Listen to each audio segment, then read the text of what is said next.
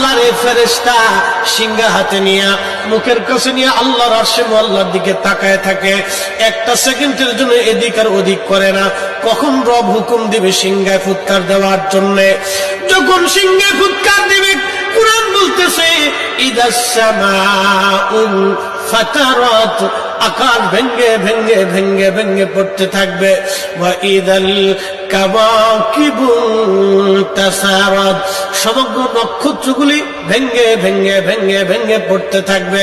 ওয়া ইদাল বিহারু ফুজ্জিরাত, সমুদ্রের তলদেশ উদ্দোলিত হয়ে যাবে, সমগ্র পানিগুলি পৃথিবীর উপরে আছাড় মারবে, আর ধুয়ে পাইলে সব পৃথিবীবাসীকে নিয়ে যাওয়া হবে।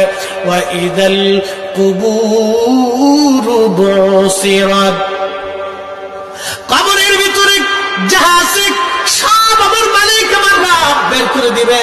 কবর থেকে মানুষ বের হইয়া সেই দিন হাসরের ময়দানের দিকে দৌড়াইতে থাকবে, সবাই উলঙ্গ থাকবে, কিন্তু আমার নবীকে আল্লাহ ৭০,০০০ ফেরেশতা বেষ্টন করাইয়া জান্নাতের পোশাক পরাইয়া মহাসম্মানে ফেরেশতারা মিছিল দিয়ে দিয়া আমার নবীকে হাসরের ময়দানে মাকামে মাহমুদে বসাবে। একবার জোরে বলা যাবে কি আল্লাহু আকবার। বাজান মুসলমান, খুব মনোযোগ দেন। হযরত ইউনূস আলাইহিস সালামের কথা বলছিলাম, মাছের পেটের ভিতরে ইউনূস। চিন্তা করলেন মরে গেলাম না বেঁচে আছি, লাড়াচাড়া দিয়ে দেখলেন না বেঁচে আছি, দাঁড়াই গেলেন খোদার পয়গম্বর, দাঁড়াই দিয়ে সেজদার মধ্যে পড়ে গেলেন। মাছের পেটের মধ্যে সেজদার মধ্যে পড়ে বলতেছে লা ইলাহা ইল্লা আনতা সুবহানাকা। বিপদের দোয়া, কঠিন মুসিবতের মধ্যে যদি পড়ে যান তাহলে খতম ইউনূস এই দোয়াটা খতম দিতে থাকবেন। আল্লাহ যখন ইউনূস আলাইহিস সালাম এই জিকির শুরু করলেন, ইউনূসের এই জিকির আর ওই মাছের পেটের মধ্যে রইল না, এই জিকিরটা চলে গেল আরশে মুআল্লাতে। সুবহানাল্লাহ বলা যাবে। আরশে মুআল্লার পাশে এই জিকিরগুলি চারপাশ দিয়ে ঘুরতেছে। আরশে মুআল্লা ধরে রাখছেন ৪ জন ফেরেশতা কাঁধে করে।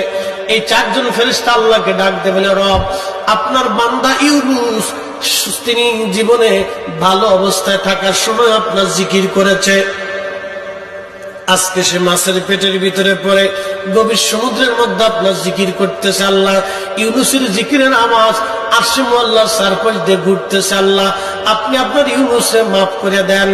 আল্লাহ নবী বলেন উম্মত রে, ওই সময় যদি ইউনূস সেজদার মধ্যে পড়ে এই দোয়া না পড়তেন তাহলে কিয়ামত পর্যন্ত আল্লাহ ইউনূসকে মাছের পেটের মধ্যে ওইভাবে রেখে দিতেন।